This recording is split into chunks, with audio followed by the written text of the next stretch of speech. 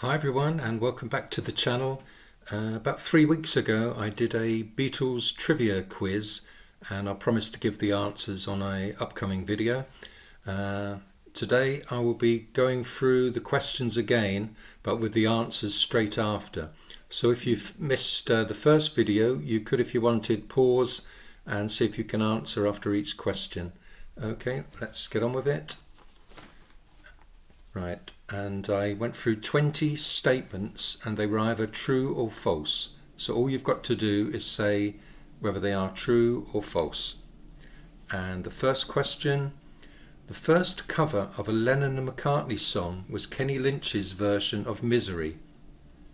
Is that true or false? And the answer is, it's true. Number 2. Stuart Sutcliffe appears on the front cover of Sgt. Pepper's Lonely Hearts Club Band. And that one is, of course, true. Number 3. When Paul McCartney appeared on the long-running BBC radio programme Desert Island Discs, one of the songs he chose for his imaginary desert island exile was Beautiful Boy by John Lennon. And that one is true. And there's actually a little video clip on YouTube of him being filmed while that song's playing, and the emotion gets to him and he starts crying. Number 4. Scottish comedian and actor Stanley Baxter plays the character Buster Bloodvessel in the film A Magical Mystery Tour. And the answer to that one is false. He was, of course, a great comedian and actor, Stanley Baxter, but the answer was the eccentric and much loved Ivor Cutler. Those of you of a certain age will remember John Peel on his radio show, including various sessions by Ivor Cutler over the years. And number 5. John Lennon played the part of Private Gripweed in the film How I Won the War. And the answer is true. And that film, How I Won the War, was directed by Richard Lester, who directed A Hard Day's Night and Help. Number 6. Ringo Starr has played the part of Jesus.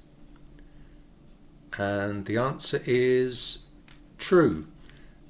It wasn't an acting role, it was on the album by Kinky Friedman called Lasso from El Paso, and he plays the part of Jesus on the track Men's Room LA. It's not a very good song, but again, if you wanted to hear it, you can easily find it on YouTube. Question 7. John Lennon's dad, Freddie Lennon, had a hit single in the UK, Holland and the United States with That's My Life. Now this is a tricky one. John Lennon's dad, Freddie Lennon, did in fact record a single called That's My Life, but it wasn't really a hit. It may well have got played on the radio a few times, but I think, to be fair, if you've said true, we'll allow that as a correct answer. And if you said false, then of course, yeah, it wasn't actually a hit record. So we'll say true or false. Everybody's going to get at least one question right with that question. Okay, moving on to number 8. The only recorded Lennon-Harrison composition is Cry for a Shadow, which was made whilst the Beatles were working in Hamburg. And that one is, of course, true. And it's a interesting instrumental, and the title makes a little dig at the Shadows, who were the biggest instrumental band in England at the time. Right, number 9. There were plans to release a spoken word album by American comedian Lenny Bruce on the Apple subsidiary label Zapple, but the label was closed down before it could happen. And that statement is true. And number 10, the Paul McCartney and Wings album Band on the Run was recorded at a studio in Nigeria owned by the drummer Ginger Baker. and that statement is also true. Number 11. In 1965, an album was released called Best of the Beatles. Again, this is a little bit of a trick question, but the answer is true, as it was the title of an album by the Pete Best combo, which was a clever play on words. Number 12. The Beatles made their TV debut on the Carol Levis Discovery Show. No tapes now exist of their performance. And the answer to that question is false. In 1959, billed as Johnny and the Moondogs, they did actually take part in a talent contest that was run by Carol Levis, which was billed as his sensational TV star search.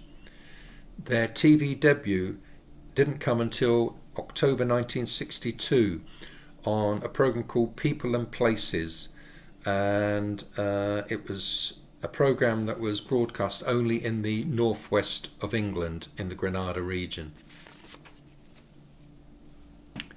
Number 13. The Beatles' first concert in the USA took place at the Washington Coliseum, and that statement is true. Number 14. John Lennon and Yoko Ono directed a film called Elevation Sun, which lasts 6 hours and shows the sun rising into the sky in real time.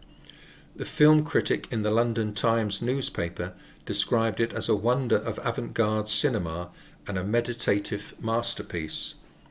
And the answer to that question, or statement rather, is false. They did direct a film called Apotheosis Balloon, which was about a balloon going up into the sky and disappearing. But I think Elevation Sun would have been a far more interesting film if they had made it. Right, number 15. The first song recorded by the Beatles, solely written by George Harrison, was Don't Bother Me. And the answer to that is true, and it appeared on their second UK album with the Beatles. Number 16. Paul McCartney and Ringo Starr contributed to the building up of the sound effects on the Pink Floyd track Bike. And the answer to that is false. It's true that Pink Floyd were in the studios at Abbey Road at the same time as the Beatles were working on Sgt. Pepper. Pink Floyd were working on their debut, The Piper at the Gates of Dawn. And but I think some of Pink Floyd may well have gone into the studio just to sneak peek at what the Beatles were up to, but no, the Beatles didn't contribute to Bike. Right, number 17. The Beatles film Help was originally going to be called 8 Arms to Hold You, a phrase suggested by Ringo Starr. And that statement is true. Number 18. Joe Orton, the playwright, wrote a film script called Up Against It for the Beatles. And that is true. But it wasn't used by the Beatles, obviously, and instead the Beatles honoured their contract to appear in 3 films with the cartoon Yellow Submarine. Many years later, probably only about 5 or 6 years ago, Joe Orton's play was actually performed on BBC Radio. I don't know if it's available anywhere to listen to now. Number 19. In the original video, I said this was a 1966 album. It is in fact a 1996 album. So the 1996 Carl Perkins album, Go Cat Go, includes contributions by all 4 Beatles.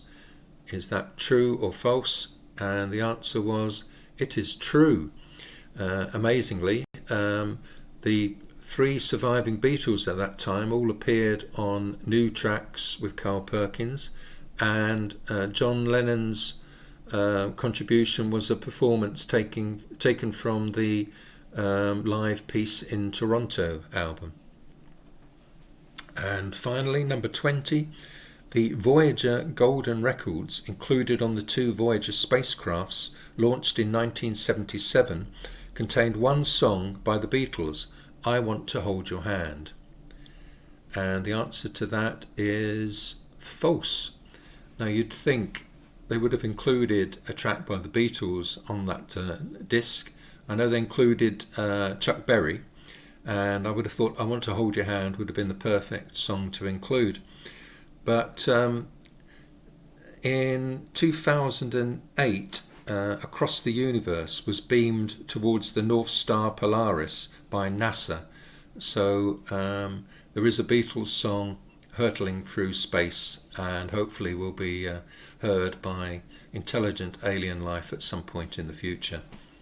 And that's the 20 questions. And just let me know in the comments below how you got on, and if you've not visited the channel before, or if you'd like to be kept in contact with what's coming up, it would be brilliant if you could subscribe.